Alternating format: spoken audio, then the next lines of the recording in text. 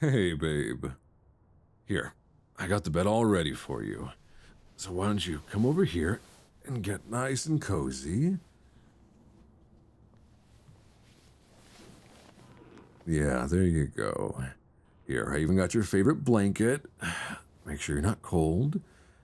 Now let's get you tucked in. On this side, there we go.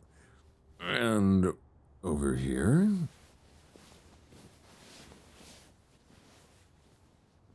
All right, how's that? Okay, good. Yes, we can definitely do a story time tonight.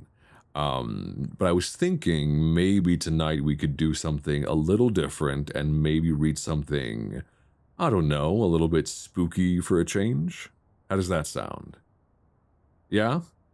Okay, cool. Well, hey, I got a book that I think you're going to enjoy. So here, you go and pick some music and I will get the book over here. I figured some Edgar Allan Poe would be a welcome change for tonight. Okay, good. All right, well, you get nice and cozy. And I think we should read. Oh, I know what we're going to read. The Telltale Heart. I haven't read it in a super, super long time, probably since I was a kid, but I remember it being kind of a classic. So, all right, here, let's go ahead and dim down the lights, make sure it set the mood. All right. The Telltale Heart. Nervous, very, very dreadfully nervous I had been and am. But why will you say that I am mad? The disease had sharpened my senses, not destroyed, not dulled them. Above all was the sense of hearing acute. I heard all things in the heaven and in the earth. I heard many things in hell. How then am I mad? Hearken and observe how healthily, how calmly I can tell you the whole story. It is impossible to say how first the idea entered my brain, but once conceived, it haunted me day and night. Object there was none, passion there was none. I loved the old man. He had never wronged me. He had never given me insult. For his gold I had no desire. I think it was his eye. Yes, it was this. One of his eyes resembled that of a vulture, a pale blue eye with a film over it. Whenever it fell upon me, my blood ran cold, and so, by degrees, very gradually, I made up my mind to take the life of the old man, and thus rid myself of the eye forever. Now, this is the point. You fancy me mad. Madmen know nothing, but you should have seen me. You should have seen how wisely I proceeded, with what caution, with what foresight, with what dissimulation I went to work. I was never kinder to the old man than during the whole week before I killed him. And every night about midnight, I turned the latch of his door and opened it. Oh, so gently.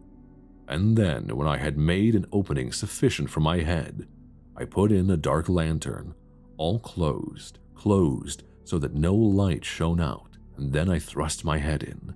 I moved it slowly, very, very slowly, so that I might not disturb the old man's sleep. It took me an hour to place my whole head within the opening, so far that I could see him as he lay upon his bed. Would a madman have been so wise as this?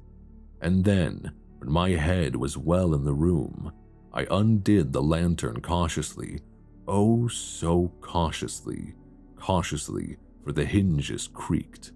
I undid it just so much that a single thin ray fell upon the vulture eye. And this I did for 7 long nights, every night just at midnight. But I found the eye was always closed, and so it was impossible to do the work. For it was not the old man who vexed me, but his evil eye. And every morning when the day broke, I went boldly into the chamber and spoke courageously to him, calling him by name in a hearty tone, inquiring how he had passed the night. So you see, he would have been a very profound old man indeed, to suspect that every night just at 12, I looked in upon him while he slept. Upon the 8th night, I was more than usually cautious in opening the door. A watch's minute hand moves more quickly than did mine. Never before that night had I felt the extent of my own powers, of my own sagacity. I could scarcely contain my feelings of triumph. To think that there I was opening the door little by little, and he not even to dream of my secret deeds or thoughts. I fairly chuckled at the idea, and perhaps he heard me, for he moved on the bed suddenly as if startled. Now, you may think that I drew back, but no. His room was as black as pitch with the thick darkness, for the shutters were close fastened through fear of robbers, and so I knew that he could not see the opening of the door, and I kept pushing it on steadily. I had my head in and was about to open the lantern when my thumb slipped upon the tin fastening, and the old man sprang up in bed crying out, "Who's there?" I kept quite still and said nothing. For a whole hour I did not move a muscle, and in the meantime I did not hear him lie down. He was still sitting up in bed listening, just as I have done night after night, hearkening to the death watches in the wall. Presently, I heard a slight groan, and I knew it was the groan of mortal terror. It was not a groan of pain or of grief. Oh no, it was the low, stifled sound that arises from the bottom of the soul when overcharged with awe. I knew the sound well. Many a night, just at midnight, when all the world slept, it has welled up from my own bosom, deepening with its dreadful echo the terrors that distracted me. I say I knew it well. I knew what the old man felt and pitied him, although I chuckled at heart. I knew that he had been lying awake ever since the first slight noise when he had turned in the bed. His fears had been ever since growing upon him. He had been trying to fancy them causeless, but could not. He had been saying to himself, "It is nothing but the wind in the chimney. It is only a mouse crossing the floor," or "It is merely a cricket which has made a single chirp." Yes, he has been trying to comfort himself with these suppositions, but he had found all in vain. All in vain because death, in approaching him, had stalked with his black shadow before him and enveloped the victim. And it was the mournful influence of the unperceived shadow that caused him to feel, although he never saw nor heard, to feel the presence of my head within the room. When I had waited a long time, very patiently, without hearing him lie down, I resolved to open a very, very little crevice in the lantern. So I opened it. You cannot imagine how stealthily, until at length a single dim ray, like the thread of a spider, shot from out the crevice and fell upon the vulture eye. It was open, wide, wide open, and I grew furious as I gazed upon it. I saw it with perfect distinctness, all a dull blue, with a hideous veil over it that chilled the very marrow in my bones. But I could see nothing else of the old man's face or person, for I had directed the ray as if by instinct, precisely upon the damned spot. And now have I not told you that what you mistake for madness is but over-acuteness of the senses? Now, I say, there came to my ears a low, dull, quick sound, such as a watch makes when enveloped in cotton. I knew that sound well, too. It was the beating of the old man's heart. It increased my fury, as the beating of a drum stimulates the soldier into courage. But even yet I refrained and kept still. I scarcely breathed. I held the lantern motionless. I tried how steadily I could maintain the ray upon the eye. Meantime, the hellish tattoo of the heart increased. It grew quicker and quicker, and louder every instant. The old man's terror must have been extreme. It grew louder, I say, louder every moment. Do you mark me well?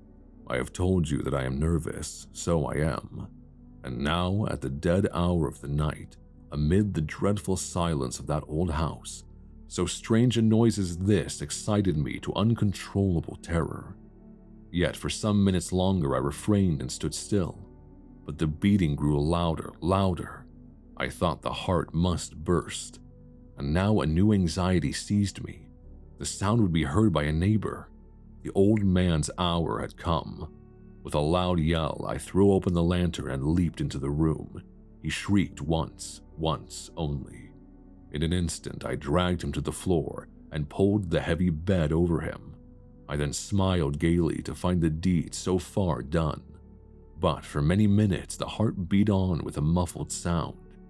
This, however, did not vex me. It would not be heard through the wall. At length, it ceased. The old man was dead. I removed the bed and examined the corpse. Yes, he was a stone dead. I placed my hand upon the heart and held it there many minutes. There was no pulsation. He was stone dead. His eye would trouble me no more. If still you think me mad, you will think so no longer when I describe the wise precautions I took for the concealment of the body. The night waned, and I worked hastily but in silence. First of all, I dismembered the corpse.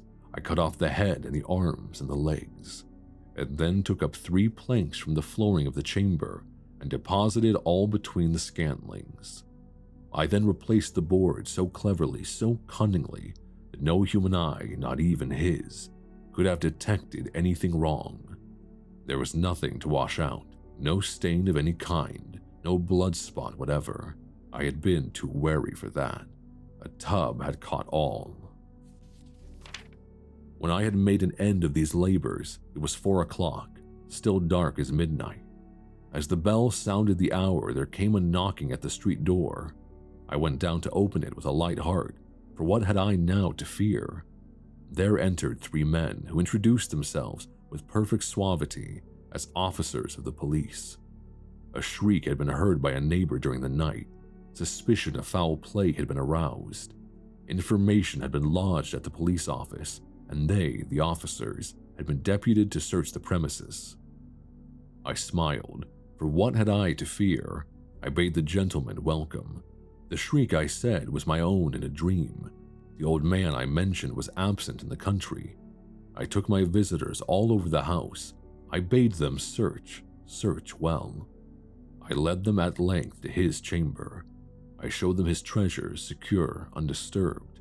In the enthusiasm of my confidence, I brought chairs into the room and desired them here to rest from their fatigues while I myself, in the wild audacity of my perfect triumph, placed my own seat upon the very spot beneath which reposed the corpse of the victim.